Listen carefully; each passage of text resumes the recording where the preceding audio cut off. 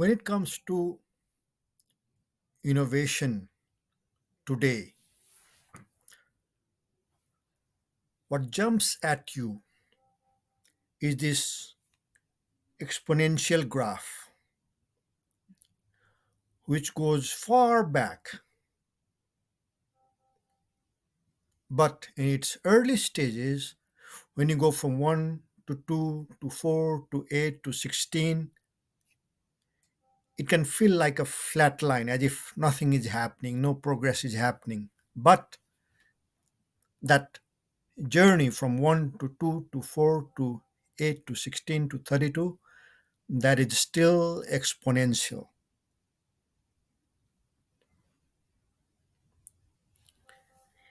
It goes back decades and centuries. But if you just start at, say, the 90s, when the internet burst out into the open for the public, when it felt like things are going crazy, things are moving fast, there's so much going on, and you extrapolate from there to today, right now, it feels like, as big as the internet was, there are at least 10 such big technologies happening simultaneously, and they intersect with each other.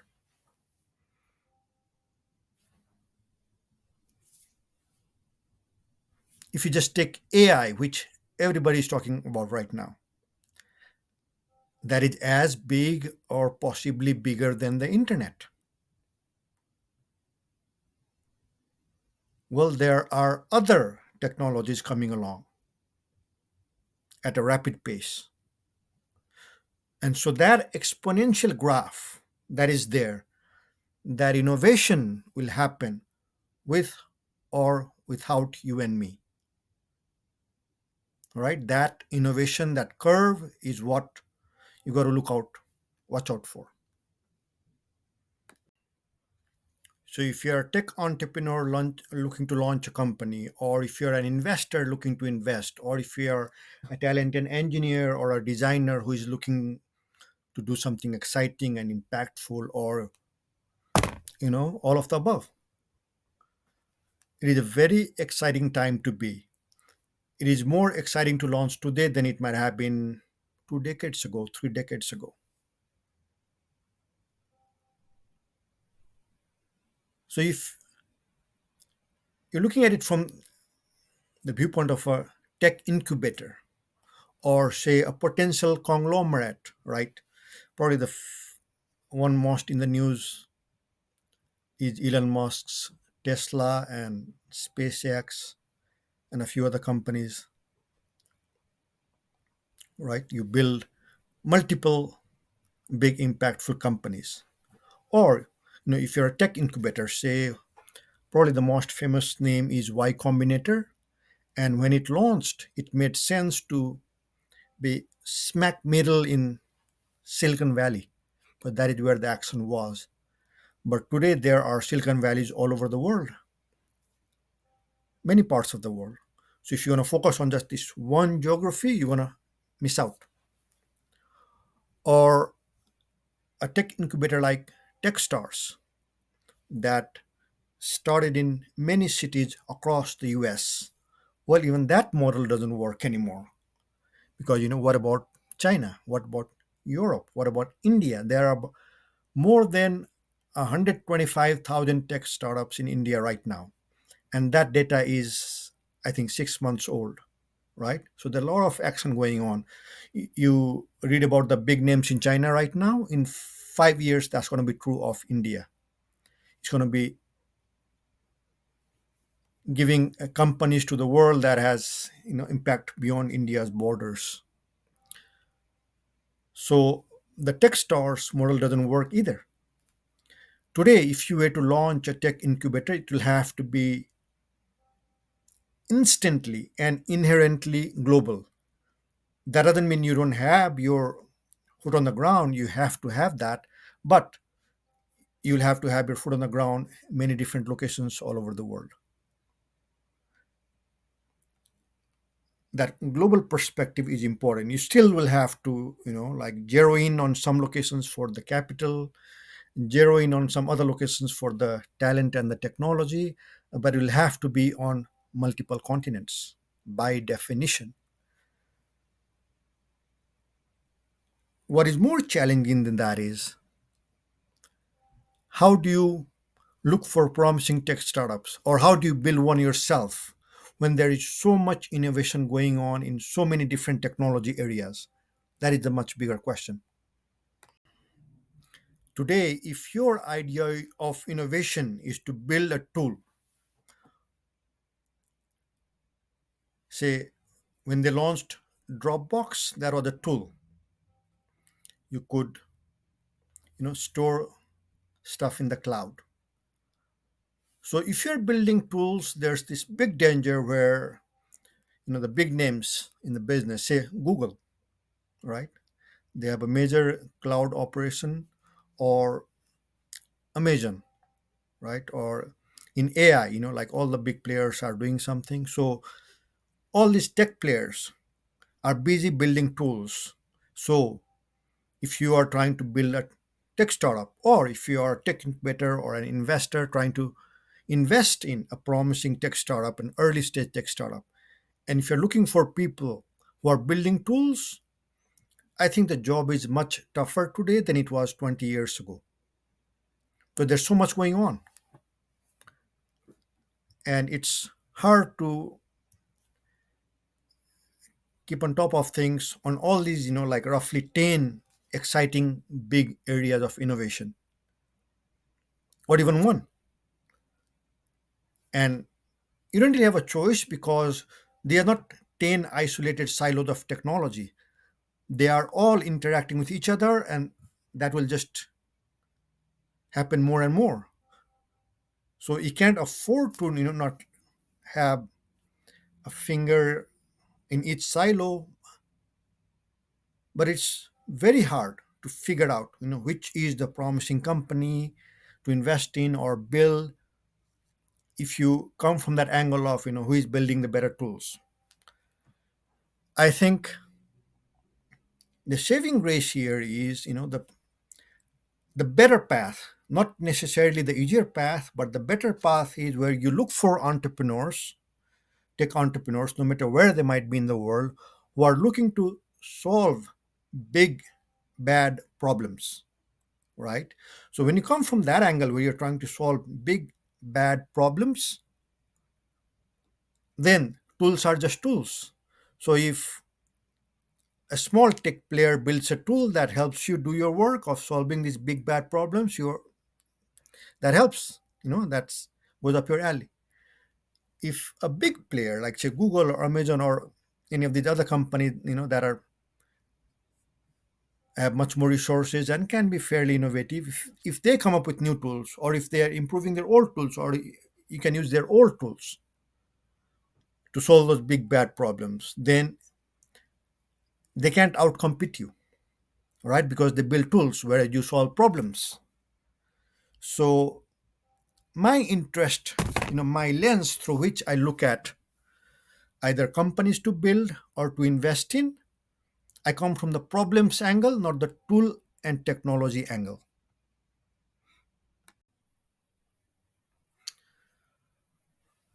One recent example of, somebody who went out there to solve a fairly big problem is this ocean cleanup startup. That is a big problem. An ocean is big. All the garbage in the ocean, that's a lot of garbage. But a tech entrepreneur went ahead and managed to start solving that problem. That is a good idea of a big bad problem, and those problems abound. You can start with the biggest problems in the world, something like, say, climate change, which is existential. There are mountain peaks in the Himalayas. I grew up in Nepal. There are mountain peaks in the Himalayas that only a few decades ago had lots of snow year round. At least one of those mountain peaks And this is one of the tallest peaks. In the pictures, it looks black, like rocky black, because the snow has melted. That is a huge problem. If something is not done fast, you're looking at billions of people get into trouble, right? So I think you have to start with the biggest, baddest problems in the world. And there, you cannot just deal with, oh, I'm just building tools, I'm just a technologist. No, you have to go into the thorniest problems: political problems, economic problems, social problems, scarcity problems,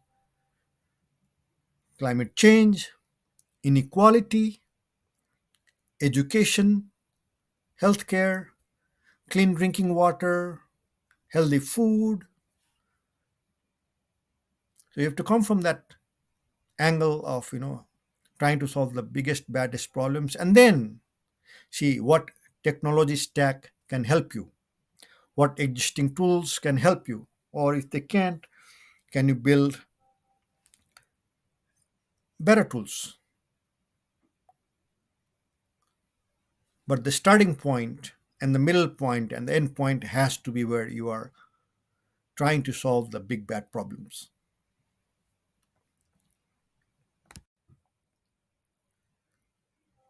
I look at the big picture.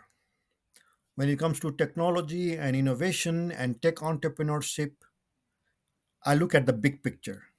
Big, not in terms of just the space, like the entire planet, but also the span of time.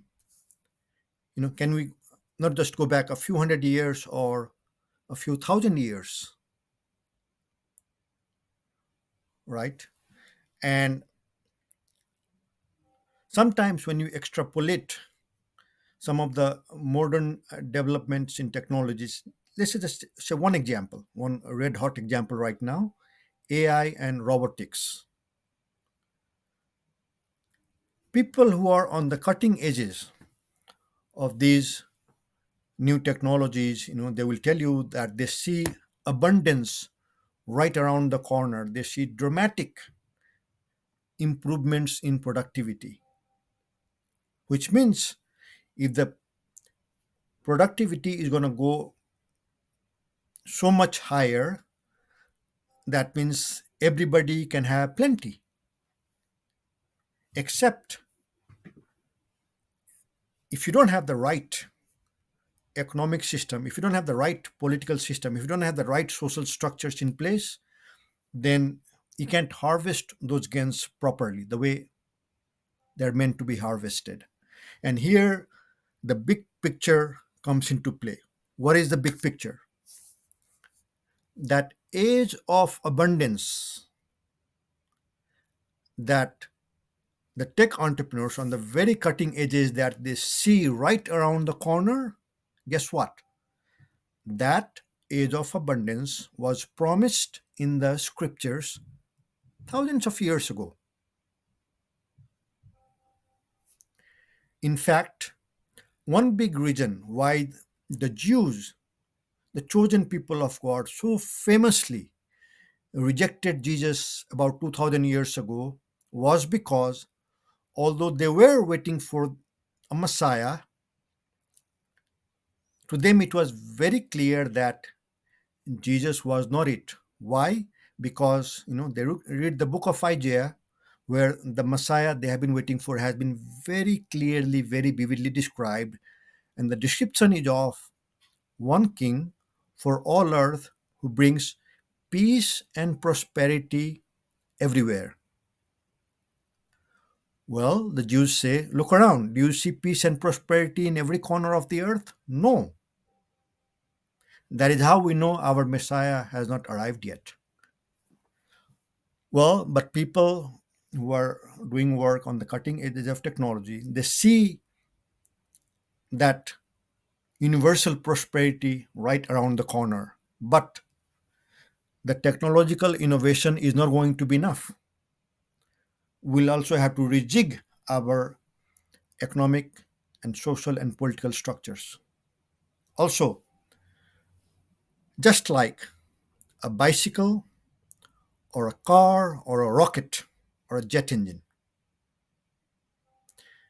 these move physically and they move much faster than our limbs, but they don't give us an existential crisis like, oh my god, that rocket moves so much faster than I can run. Why not?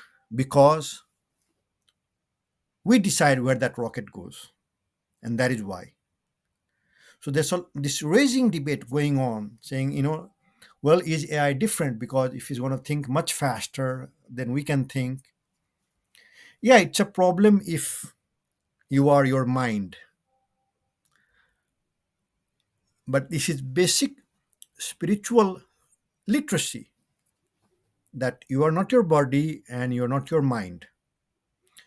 You are a soul that happens to have a body and that happens to have a mind, and that soul has to make the effort to do the right thing. That is in the spiritual domain. So people, just like, people who are driving have to be careful to drive in a way that doesn't harm others or themselves. The right way to handle these innovations like, AI and robotics is for all of us to go back to the drawing board and in the spiritual realm learn to do the right thing.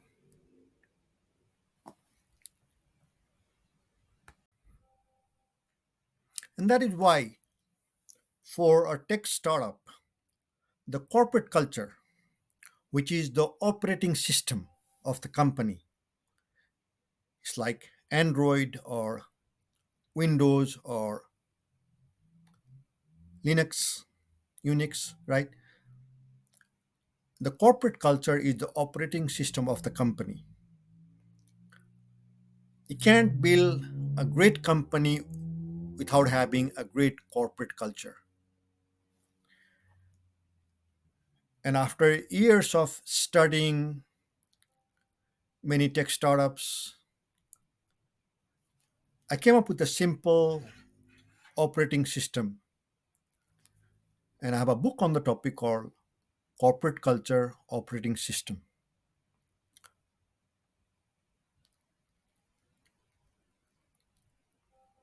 It's very important to have a culture that is designed for innovation, a culture that is designed for the team members to do the right thing, make the right calls, be motivated by service, of course, to your immediate customers, but also to the larger humanity. And that correct corporate culture can be deliberately built. A dysfunctional corporate culture can be turned around. And just like you can have the same Android operating system on many phones, I think it is possible to have the framework of the great corporate culture for one company to be used by many companies. And I hope my book can provide that template for many tech entrepreneurs who are starting out, or even those who started out a long time ago and finally have come to the realization that the corporate culture is fundamental. They can't really scale their companies unless they get that part right. And I hope my book helps.